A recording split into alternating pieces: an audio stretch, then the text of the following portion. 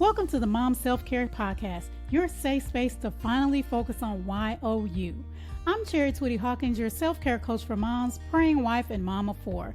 And I know that being a Christ-centered mom is such a beautiful calling, but it can be so draining. That's why it's important to make sure you are filling your own cup.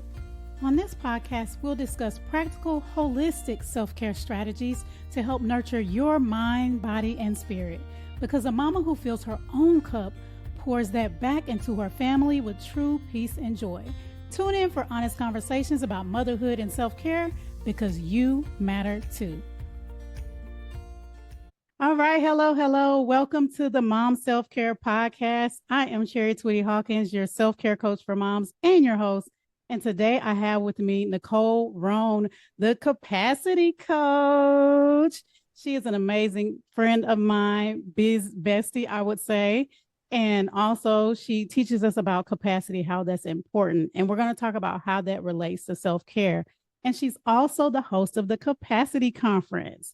So, Nicole, why don't you tell us a little bit about yourself?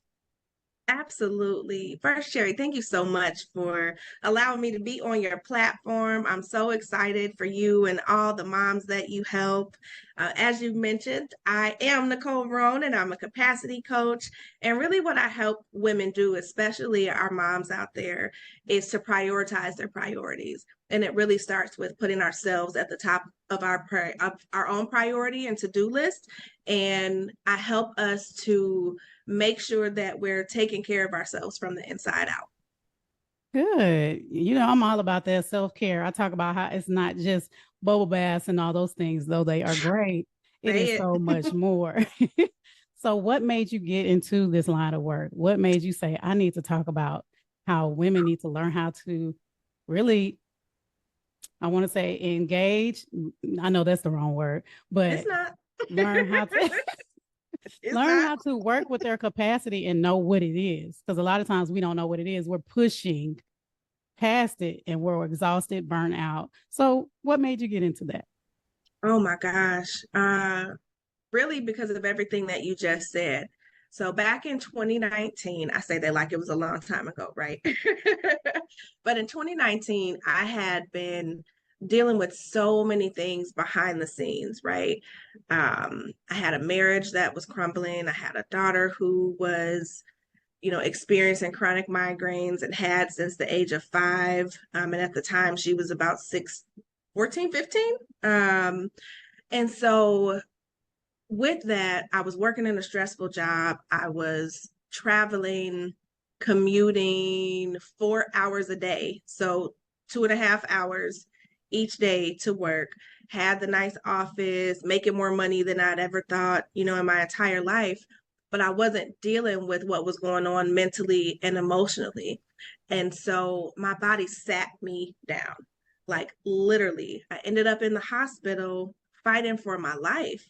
The doctor told me at the time, she didn't know me from a can of paint, but she said, I've never seen anything like this. You're a 35-year-old woman who is, very, very healthy, but what your signs are presenting as, it looks as if you've been in one of 3 scenarios. One, that you were in some sort of a head-on collision going 90 miles an hour, right? Or that you were in, let's call it an earthquake, and trapped under concrete for days. And what she was seeing was that my CPK level, which measures the amount of protein that's in your blood, the normal level is at 200. Mine were at over 200,000. My goodness. I get choked up even still all these years later thinking about it. And she said, you don't do drugs. You said you ain't been, in an accident or any of those things. What I'm seeing is that whatever's going on mentally and physically, or mentally and emotionally, is manifested physically. So like many of us, right? When we're in a jam, we're praying and asking God to help us, relieve us. I promise I'm gonna do better. All the things, we pull out all the stops. And in that moment, I heard God say, this is about taking care of yourself, and it's about capacity. You've had way too much on your plate. You have not raised your hand for help. You're not, taking care of your mental health, your physical health, your financial health, your emotional health. And so once I was healed and out of ICU and able to come home, I vowed that I would teach any and everybody that would listen about how our capacity impacts our ability to show up for ourselves as moms, as wives, in our businesses, and at work. And so, I know it's my purpose to help us do that preventative work to keep us from having our bodies sat us down. You said some good stuff. My goodness. Thank you so much for sharing your testimony. I talked about before, I'm like, you need to make sure you're taking care of yourself the same way you said, being proactive, because I say God will sit you down somewhere to where, like you said, you're sick or you're in the hospital. Oh, you said some good stuff. I love how you talked about how you were, pushing, doing all these things. And then the doctor or the nurse was like, it seems like you've been through a physical traumatic event, but it's not that necessarily. It's you're not taking care of yourself mentally, and it's manifesting physically. So that is I just wanted to speak on that again, because that is so important for us as moms to know that we're thinking, oh, we're good. But no, it causes disease. It causes anxiety. It causes stress. It causes so many things. It causes physical pains. Mm-hmm. I have a friend that when she gets stressed, her arm hurts. And she'll tell me, she'll be like, oh, girl, my arms are hurting today. And I know I need to sit down somewhere and relax. But do we listen? Do we? Do we? We know.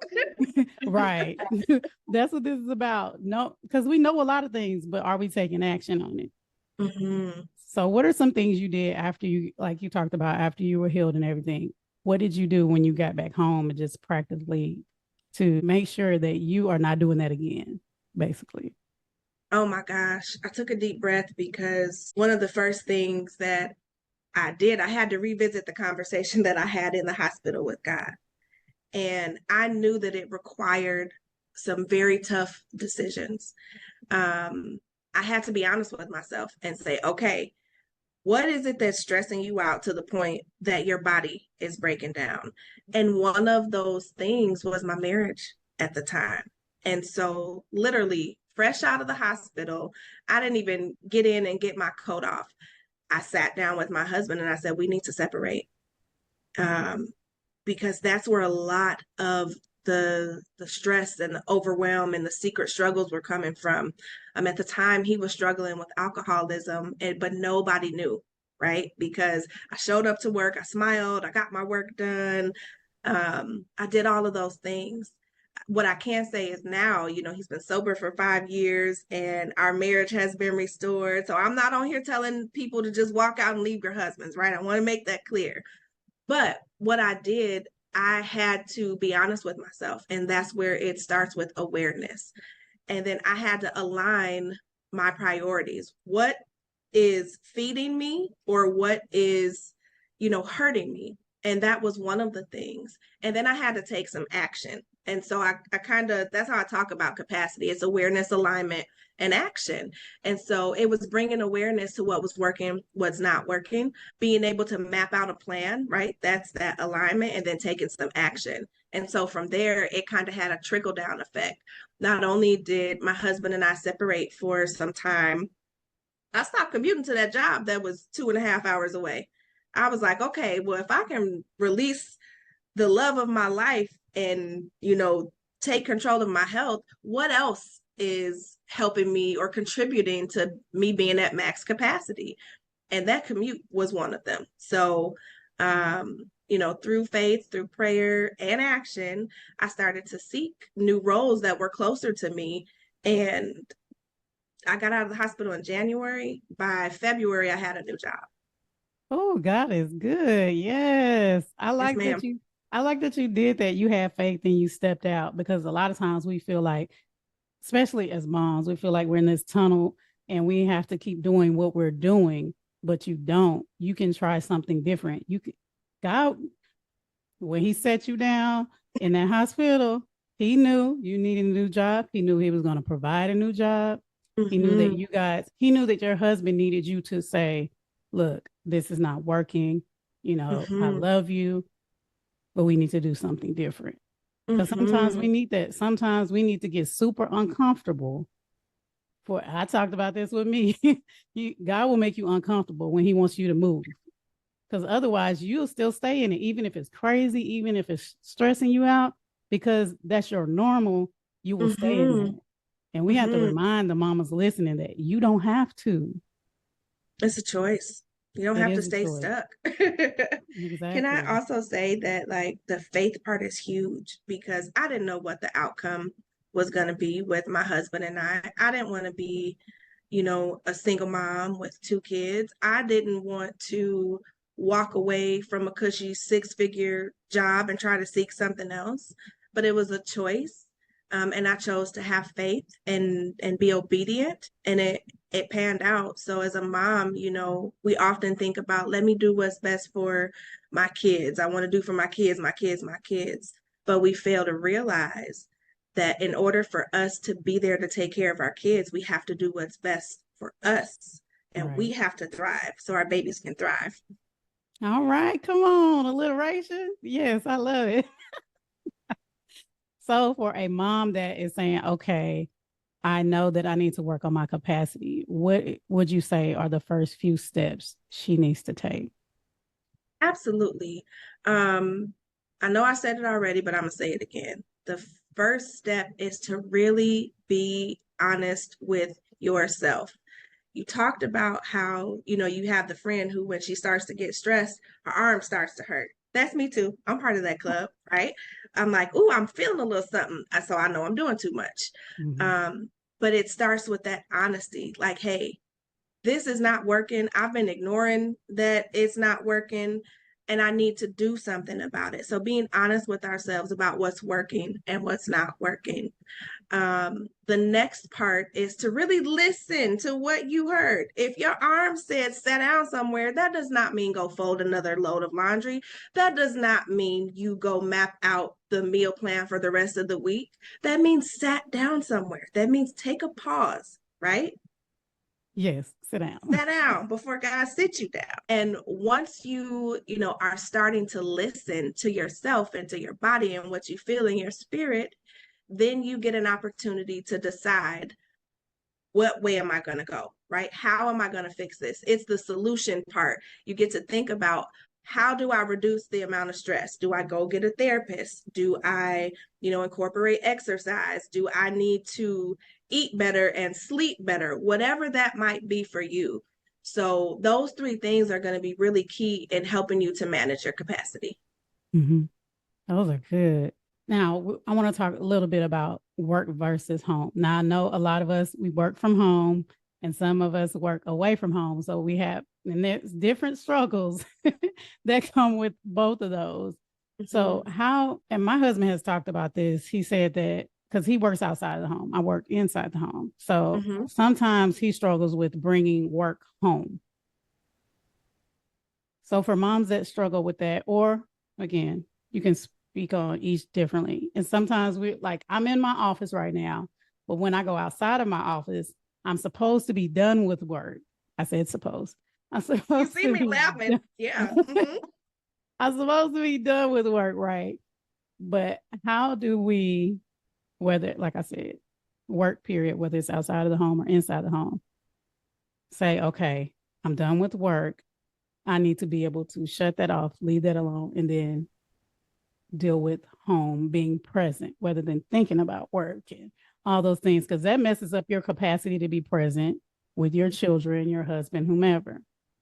Now, I can speak on this from both angles, because, when I did work outside of the home, so whether I was commuting to that 2.5-hour job or the one that was 15 minutes down the street, I tricked myself into believing that I was leaving it at the door, like they tell us to do when you get to work, right? Leave it at the door. But I was bringing my frustration, my, tiredness, all of that home with me. And it would show up as me walking in and seeing a dish in the sink and having a whole fit. Like, I've been gone all day and y'all couldn't wash one dish, right? So even for me now, I too am in my office and my household is upstairs.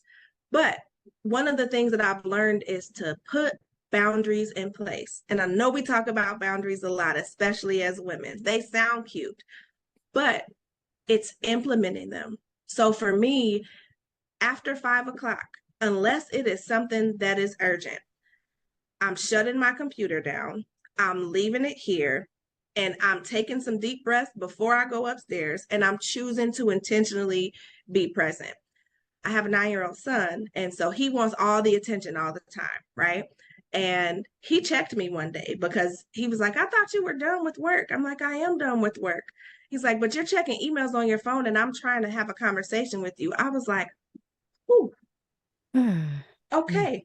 So it's the boundary, right? If I say that I'm done with work, I have to be intentional about enforcing that boundary for myself and for my family. So we have a rule. There's no phones at the table, right? And yes, we can share about how our days were, because that's important for us. We all are experiencing life in different ways. But I'm not talking about work. My husband is not talking about work. We are talking about how we feel. Like, what were some of the wins that you had today? What are you looking forward to tonight? Having those kind of conversations. But it's the boundary. It's a mental boundary, an emotional boundary, and you being able to be intentional about not thinking about or focusing on work when you are trying to be present with your people. You got to be there and literally be there. Yes, be present. I love that you said be intentional. I say that all the time. Be intentional. We That need is so shirts good. that say be intentional. Yes, we need shirts that say that. I like that. I've asked moms, sometimes they think that, well, self-care, it is adding another thing to your to-do list, but I don't want us to feel that way. I talk about how it's worth it. You deserve it. So from your words, how can we stop looking at self-care as, oh my gosh, I'm already overwhelmed, right? Mm-hmm. And now you want me to do something else. Mm-hmm. How can we stop looking at it like that and start looking at it as an investment in ourselves and helping us build our capacity? Mm-hmm. It's exactly what you said. It's a mindset shift, right? We've been taught that self-care is selfish and you're supposed to run yourself into the ground, that self-care needs to be, something that you check off of your list. But I choose to believe that self-care is a requirement, right? Just as much as you require yourself to get sleep and to eat healthy and to be there to support your family, just as much as you require yourself to get up and go to work, whether it's in your basement, across the street, or whatever it is. For me, my mindset is that self-care is a requirement. And one of the ways that I incorporate it into my life is by literally putting it on my calendar, right? Yes, it's another thing to do, but I know that that thing right there is going to fuel me to continue to show up in excellence, whether I'm in the bedroom or the boardroom, whatever it is, right? You need capacity for both. And so I schedule at least once a month, I schedule a weekend outside of the home because I am working in the home, right? But it's time for me to disconnect from being a mom, being a wife, being a puppy mommy, being a business owner, being a good friend. And I go and I pour into myself. And I tell my peoples, if the house starts on fire, call 911 because they're going to get to you faster. Don't call me, call 911. You're right. Call me after, right? Yeah. And I know it sounds bad. And it took me a while to get into that habit because when you're so used to being everything for everybody, I would get to the hotel and I would be calling and texting like, hey, what are the kids doing? Did you remember to do this? Did you remember to do that? Then I'd have my husband say, didn't you go to get some peace and self-care? We got this. Don't worry about it. I'm like, oh, say less. Okay.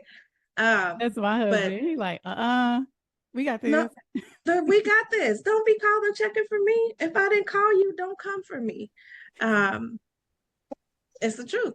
But it's that mindset, it's that shift. And since making that mindset shift to know that this is required for me to show up as the woman that has called me to be, it doesn't feel like it's one more thing on my plate. It's something I look forward to. And that self-care weekend is this weekend for me. So I'm looking forward to it. Enjoy. Oh my gosh. Okay, so what now? I think you might have just answered this question. It's What's okay. your favorite form of self-care? Aside from, you know, the month, the once a month time away, believe it or not, one of my favorite forms of self-care is sitting on the couch and reading because I feel like I make time to do everything else. Um, but when it's quiet and the house is clean and, you know, there's nothing else that's going on, I take those moments to read. And I think I got it it's on my shelf over here, but it's called The Body Keeps the Score. I've committed to reading. Have you read that? No, but I've heard that I need to. It's so good. It's so good. I've committed to reading at least a chapter a week. And I know that may not seem like a lot, but taking 5, 10, 15 minutes to sit down and read, I'm fueling my mind, I'm fueling my spirit, I'm relaxing, and I'm not needed. So that's one of my favorite forms of self-care. And yes, ma'am, you need to read the book. It like literally connects the dots and gives you the mind blown emoji. Every time I'm reading, I'm like, I knew it, but now I really know Mm-hmm. it. Confirmation. Mm-hmm. Yes, confirmation. Yes, I love to read too, but I haven't been consistent. So thank you for that. You're welcome. So, what is one final piece of advice that you would give to a mama? I think the final thing that I would say to all the mamas that are watching it or listening is to put yourself at the top of your to do and priority list. I promise you, the more that you're able to do that, everybody around you gets the memo. And I say that from experience because my now 21-year-old will tell me, Mom, if I'm not answering the phone, it's not because I don't want to talk or because I'm mad. You taught me that I can take time to detach and take care of myself. And I learned that from you. I'm practicing self-care. So we're I love teaching that. our babies. So yes, I would put yourself at the top of your priority list and other people will start to mimic that behavior and give you the space and grace to do it. I love you. So I got too happy. I'm like, yes, I was good like, children. first I was like, and then I was like, oh, I absolutely love that because we want our children to have better and be better than we are. So when you show them that example, they're like, oh, mama's taking care of herself. I need to do the same. I need to let me set fall in boundaries. line. Mm-hmm. Mm-hmm. Yes, So, ma'am. Nicole, where can our audience members go to learn more about you? Oh, I am all in these internet streets. You can, of course, go to my website. It's NicoleRhone.com. I'm on Instagram, I'm on LinkedIn, I'm on Facebook. I'm probably a little more active on Instagram and LinkedIn, but any and everything that you need or want to know about me, you can definitely find on my website. Awesome. Do you have a free gift for our audience, Nicole?